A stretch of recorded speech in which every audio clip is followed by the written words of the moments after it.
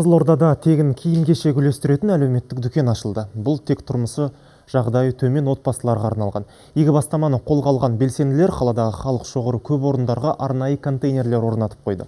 Қайырымды жандар осы жерге келіп артылған киім-кешектерін өткізулеріне болады.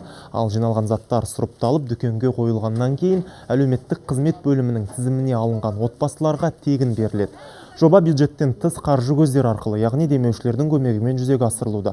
Бүгінгі күнге дейін 100-ге жуық отбасы осындай көмек алған.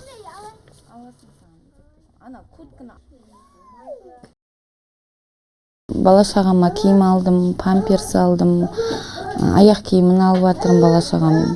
Сыртқы киімі бар, ішкі киімі бар, бәрін алып жатырмын. Мен базардан сатып алуға ақшам жоқ балдарыма.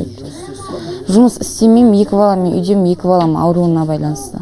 Әр отбасыны жеке-жеке біз шақырамыз. Яғни бұл жерде көріп отқандарыңызды жеке-жеке шақырылады. Себебі бірде отбасылар ыңғайсызданбас үшін. Шарты мынандай, міндетті түрде жаңа болу шарт емес, бірақ таза бүтін болсын деп сұраймыз. Химиялық тазалаумен айналысатын жер бар, сол жер біздерге тегін жуып береді.